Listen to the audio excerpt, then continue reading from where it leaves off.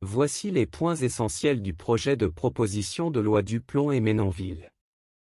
Elle est officiellement intitulée « Loi visant à lever les contraintes à l'exercice du métier d'agriculteur ».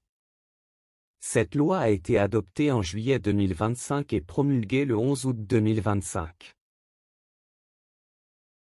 Le premier volet porte sur les produits phytopharmaceutiques.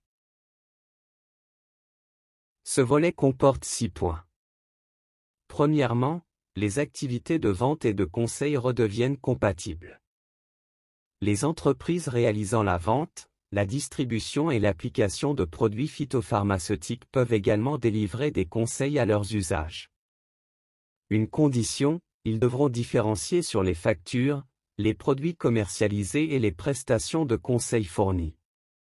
Deuxièmement, le conseil stratégique phyto, CSP, n'est plus nécessaire pour renouveler le certificat d'ANSA. Il existe encore mais reste facultatif. Ensuite, le contenu de la formation certificat va évoluer pour être complété par un module sur l'aide à l'élaboration de la stratégie phyto de l'exploitation agricole. Le décret est à venir mais le calendrier n'est pas connu à ce jour. Le quatrième point porte sur l'interdiction de molécules. Dans ce cas, l'État se fixe pour objectif d'indemniser les exploitants agricoles subissant des pertes d'exploitation significatives tant que les alternatives disponibles sont insuffisantes ou inexistantes. Cinquième élément, la dérogation permettant l'utilisation de néonicotinoïdes a été censurée par le Conseil constitutionnel.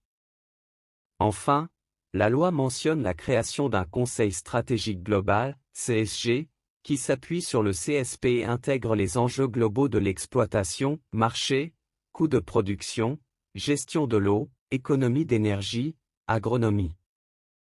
Il sera réalisé facultativement par des conseillers compétents en agronomie. Nous sommes en attente du décret d'application. Le second volet du projet de loi concerne l'élevage et porte sur les installations classées pour l'environnement. Sur ce volet, la loi évoque la possibilité de révision des seuils ICPE à la hausse en septembre 2026 mais le décret spécifique d'application est en attente.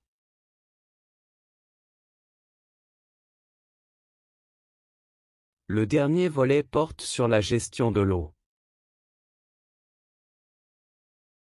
Les études relatives à la gestion quantitative de l'eau, en termes de recommandations de volume prélevable, doivent intégrer les études d'impact socio-économique, c'est-à-dire l'emploi, l'alimentation, les revenus agricoles. Enfin, les ouvrages de stockage d'eau et les prélèvements sur les eaux sont présumés d'intérêt général majeur et répondent à une raison impérative d'intérêt public majeur.